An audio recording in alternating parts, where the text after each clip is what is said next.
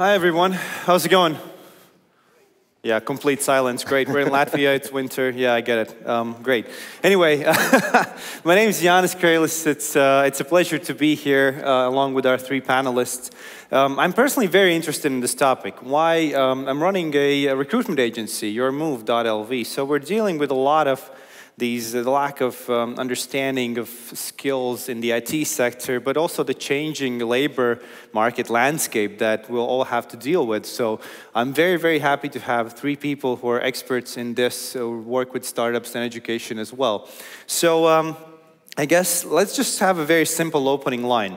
I don't have kids yet, but I suppose in the next couple of years, you know, if everything goes well, we might have a couple little ones. What do you think it will be the most important skill or skill set for them to have when they reach 18 or 20 years of age? Janne.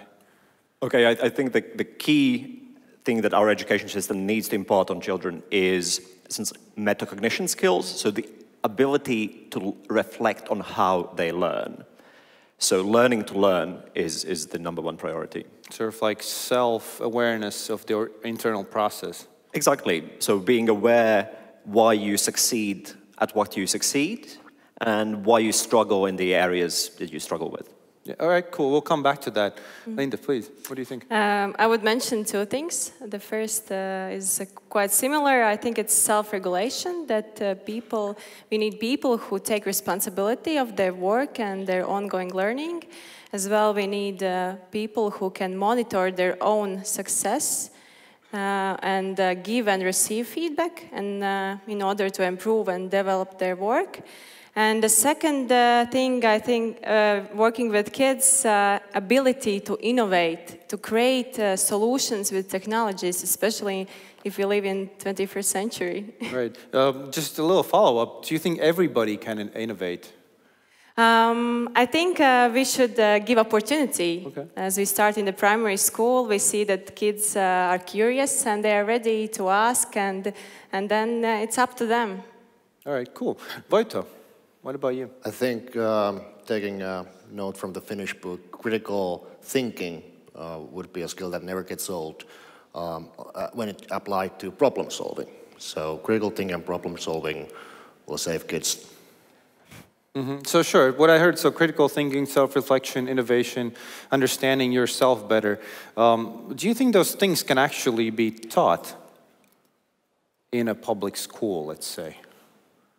Definitely. I mean, we see teachers everywhere, in every education system. You see teachers that build, within the framework of existing curricula, their lessons in a way that challenge their students, that give the opportunity to not only cram knowledge, but to also reflect on those skills. That's definitely something that sort of systematic work in a very traditional teaching environment can develop. Right, but at the same time, basically what you're saying is the student becomes a teacher, him or herself, right? Sort of an internal teacher, so to speak.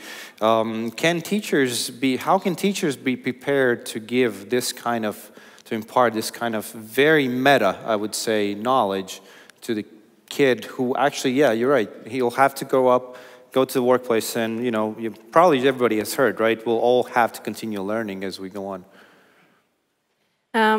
I would start with we can divide schools, those schools who are ready for innovations, and those, for example, in our case, when we meet them, they said, that's a great job what you're doing, but next year, and then the next year comes and then they said the same.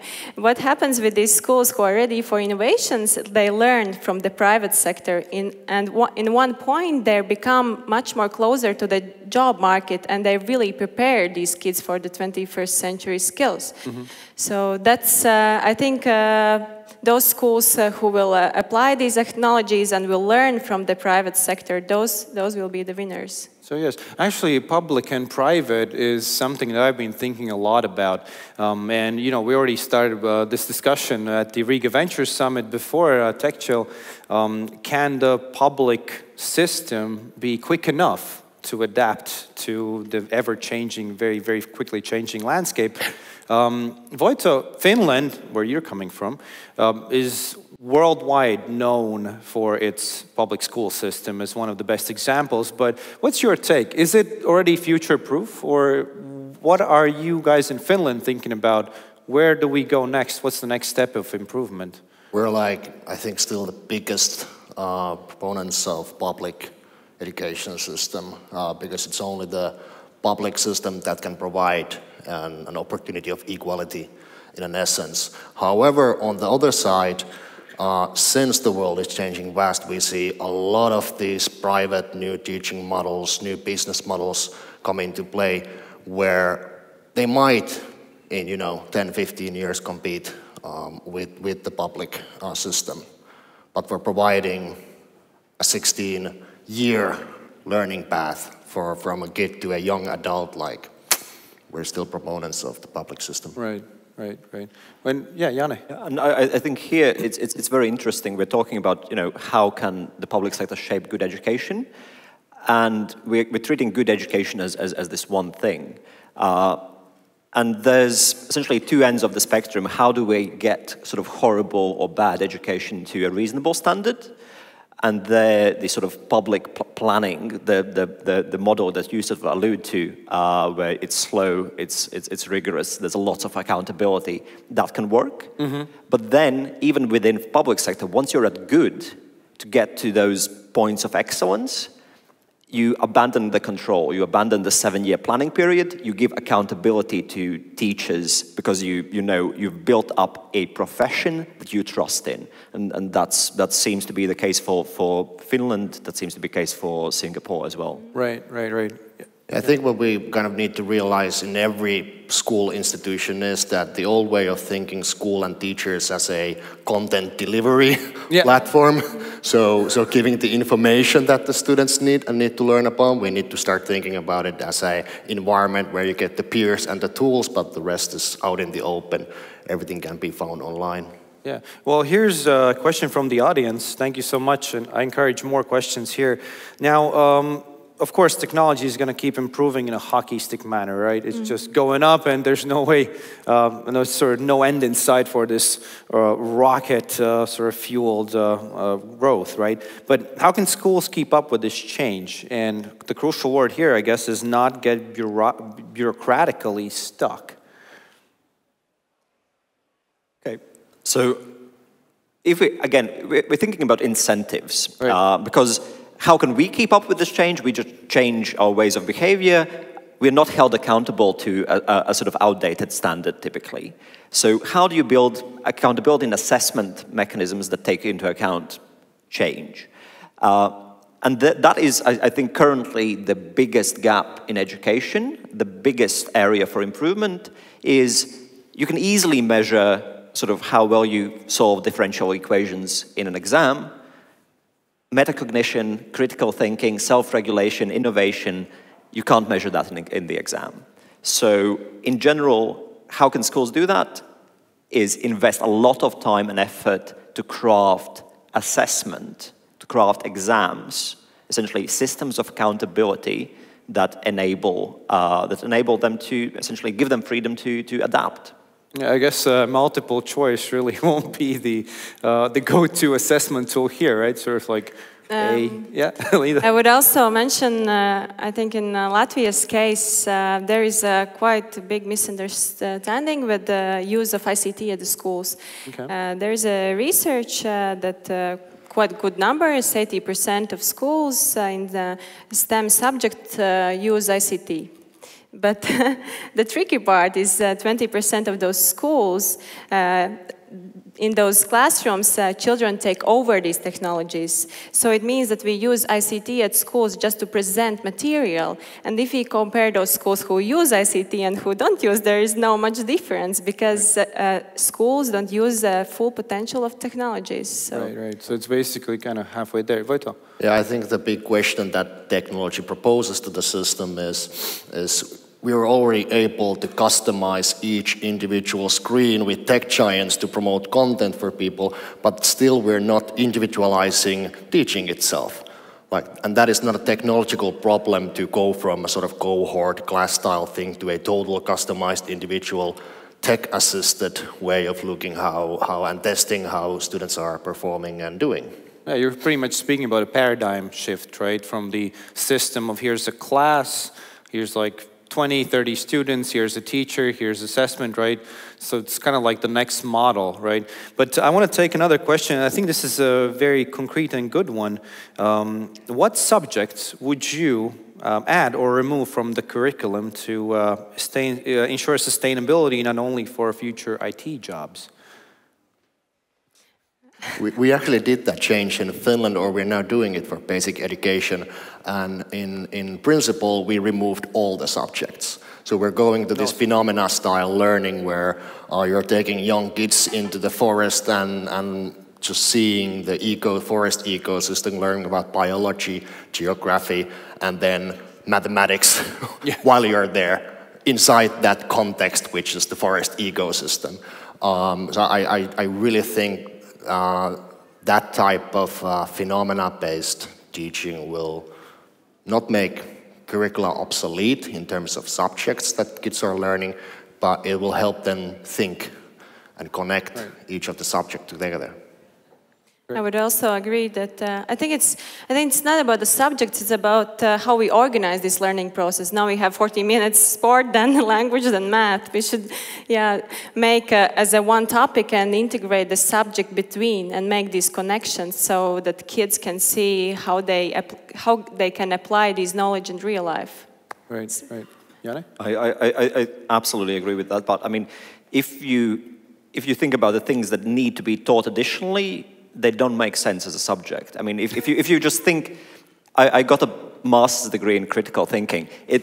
Or I got that just doesn't make any sense whatsoever. My critical thinking raises red flags when I hear something. So like 75% critical thinker. Yeah. The other question is now I've lost it. Yeah. Sorry. Go on then. Yeah, so anyways, obviously we can't add, right, critical thinking or like self-reflection, right, as a subject. But yeah, got it. Back. It is Last back. day of TechChill. The thing that we can do with subjects, not only interconnectedness is one thing, giving increased choice throughout the student's academic career, sort of allowing them to focus in on their areas of interest with sort of finding that delicate balance between focus and developing them as a broad personality. So not allowing them only to write essays and ignore STEM, but at the same time allowing them to write more essays than the person that hates writing essays. Right. It's very much of this, I guess, liberal arts approach. And sure, you have my ear there. I was educated in that manner. I like that. I remember when, before graduating, one of the people at our university said, you know, our goal is to make you into a person who can speak to anyone about anything with a glass of wine in their hand, right? That kind of thing. So it's very much there, but at the same time, you need this like ground knowledge. I want to take it a bit deeper into tech, right?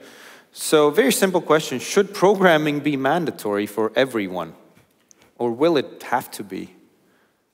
I think it should, but the problem is resources. I think in the schools now we have only one computer class, and I see in the municipalities there are lack of this money and finances to ensure that everybody from the first until 12th grade can learn coding. But of course, those schools who choose IT as a priority, then I think it's a good opportunity for kids and parents to choose that specific schools. Do you think all jobs in the future, or let's say the vast majority, will have a component of IT?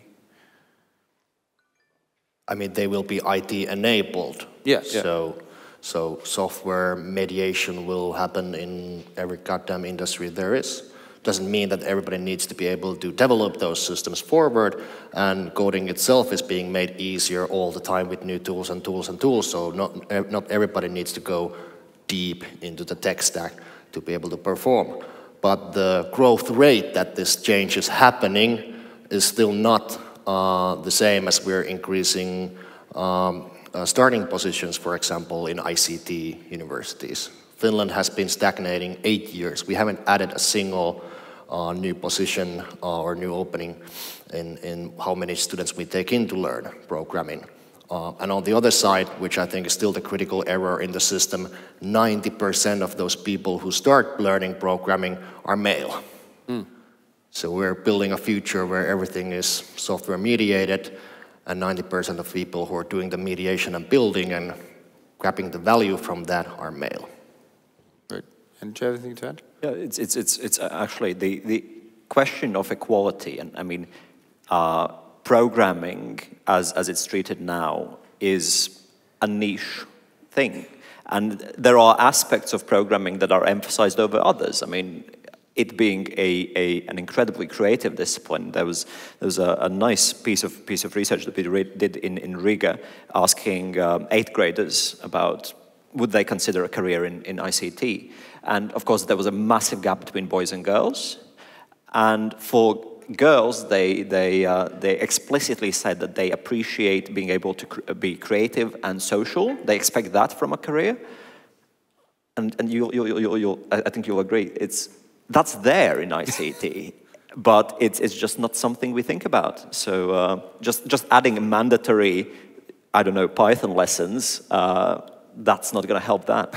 Yeah, I guess it just promulgates the same stereotype of is like a very rigid sort of let's get down to business kind of don't try to make kind of coding, right? Like no chatter, no nothing at the workplace, I guess. What has your experience been? Like you work with the kids every day, right? Who want to learn coding. Yeah, it's already the 5th year. About the coding, I think it gives opportunities. We don't focus on much like preparing the next coders, but the focus was showing these opportunities that you can connect IT with the arts, music.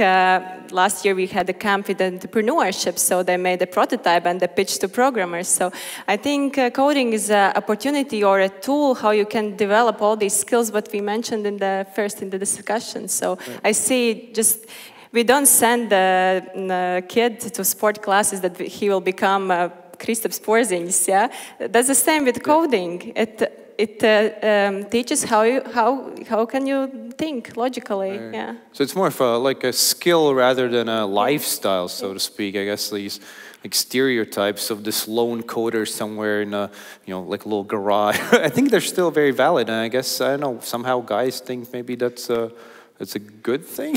I don't know. I know where I'm going this. But I want to come back to one of the good question from the audience here. Right, students as they learn, they need support systems, right? Both the public or maybe private education, but also parents. And as the technology gets faster, we're already seeing a gap between us and our parents' generation. Who knows what's going to happen between us and our kids, right? How can parents keep up? What's the parents' role in all of this, right, to support and put their kids up to success right now? I think it's about the child and the parent relationships, how the parent is interested in what the kid is doing in those technologies. A lot of parents say children spend a lot of time with screens, but have they actually asked what they do? And actually, those who play the games, actually, they sometimes understand the strategies and hack those games and like sell those accounts and earn the money. So I think there is a kind of lack of knowledge what kids are doing there. And so, for example, in our classes, we encourage kids to show parents what they learned in the class. And I think it's not only strengthening these relations, but also a parent have this basic understanding maybe but how the coding is taught nowadays, because it's like how I learned in school informatics, it's completely different. It was something like text coding, now it's building blocks together, it's interactive, you can in 30 minutes build easy game, mobile app, website, all these platforms have been made easier. Well, for me, informatics was learning how to format a Word document. Yeah, I appreciate that, it's great, but I wish it was more, actually. Yeah, maybe you had some comment as well. We just, with Edurio, we just launched our Parental engagement project in the UK. And for that, we worked with University College London Institute of Education just to sort of get under the hood of what makes parental engagement work. So what are the key aspects that what are the key things parents can do to actually improve their child's academic achievement? And those things are, as you said, expressing interest and high expectations. So knowing what your child is doing in school or outside school, and saying sort of you're demanding the best out of them. And the second is, an incredibly important part, is a mutual trust between teachers and parents. Mm-hmm. And I think with the sort of increasing speed of tech, those core components don't change.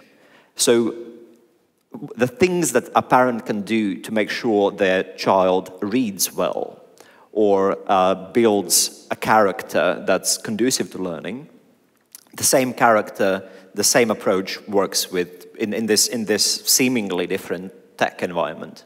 Mm-hmm. Mm-hmm. I think the question might have come from actual parents. So my advice would be just let the kid be the teacher. If you're not keeping up, like make the kid explain what he's doing, and then you can actually be there giving your guidance on it when you know it. Yeah. Very good. Well, we have some 7 minutes left. I actually want to kind of zoom out a little bit and talk about this problem from a more general standpoint. I have a question for the audience. If you were to rate your awareness of the issue, right, the need for digitally enabled skills in the future, from 0, would meaning I have no idea about this, to 10, I'm reading about this constantly. How many of you would say 8 to 10? Okay, some awareness here. What about like 5 to 7? Okay, and who are like, oh, this is the first time I'm hearing this, this is great, I never thought about this. Okay, well, I'm not seeing many hands. Well, to me, it kind of seems that we have some general, at least, awareness of the problem, right? And I love TechChill, but it may seem that it's kind of a bubble as well, right? We're talking about this, we're trying to get ahead, we're trying to think about this issue, but how can we get this outside, right? Like, outside the tech community, the startup community, how can we get it to the ministries of education? How do we get it to the public schools and, you know, the hearts and minds of people who have no relation to tech, computers, whatsoever? I mean, for us, we're a tech company, but our business model is based on working with municipalities, governments, right. So education systems. So it has been a matter of persistence, mm-hmm. because if there's one thing that's there's actually two things that are fairly vital. One is you need educators to be on board, and it's going to be the teachers.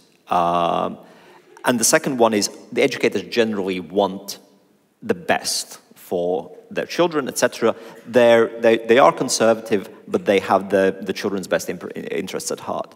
So I think we should be much more practical in how we speak about these things. Mm-hmm. We shouldn't say, "Oh, you should be teaching critical thinking."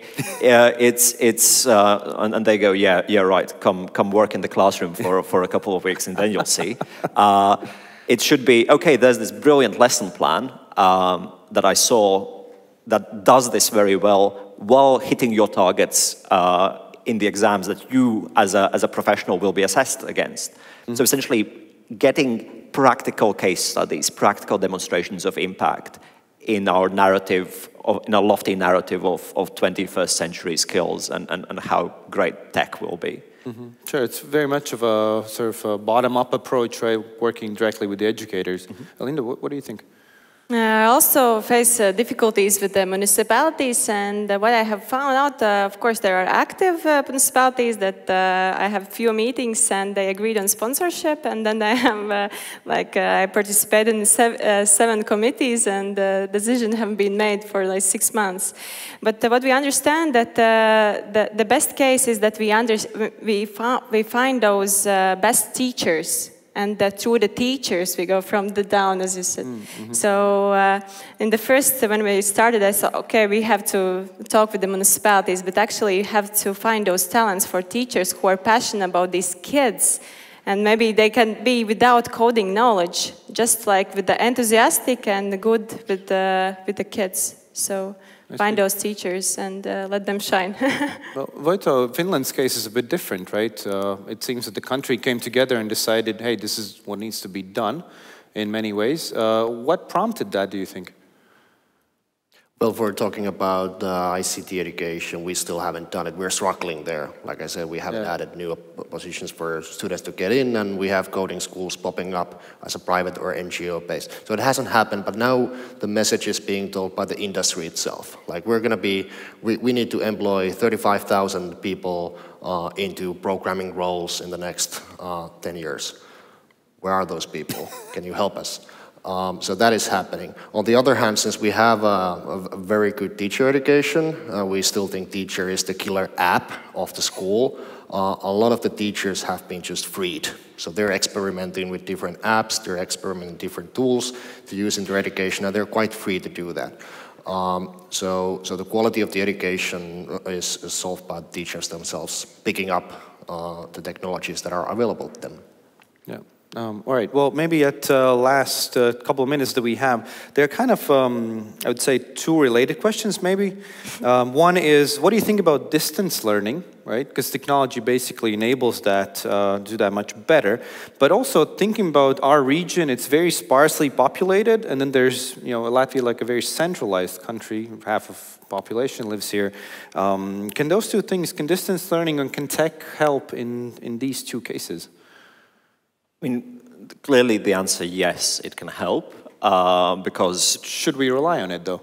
Okay, and that's the more interesting question, because one thing the public school system, despite all of the flaws, the public school system tends to at least try to address inequality. Mm-hmm. And that's not only inequality of opportunity, which the distance learning sort of solves, it's also inequality of what the child wants, of ambition. And distance learning, you will only choose to go for that if you're driven. Right. I think that needs to be addressed. We have different experience. I remember 3 years ago, one educator from UK asked one-to-one computing. So what do you think? What do you believe in or not? So from my experience, I can say that primary school, it doesn't work. Our kids come to classes to socialize, to have fun and learn and share. Of course, you can do it also in coding platforms, but we've seen that in these 90 minutes, like learning is 40 minutes, and then there's part of sharing and having fun and showing what you have made. So. Yeah, so still kind of ambivalent on the... Okay. Voitto, what do you think? I'd like to take the higher education perspective and not just the distance learning one, but the just-in-time learning one, where students in universities have a wide problem now of choosing content. You can basically go to MIT courses to do exactly the same thing that your local, regional professor is giving you at the course. So again, like you need to free the students to get the content they think they need and apply the way to the problems they think are necessary. For example, in coding, like build what you want or like. Right. Well, in any case, I guess also I would say technology can help, right? I love having some lectures online as well, sort of higher education, but it's kind of never the same as going to the classroom. Again, my personal opinion. Anyway, our time is up. Thank you so much. Give a round of applause to our wonderful panelists. It was really a pleasure talking to you. And enjoy the rest of your day at TechChill. Thank you.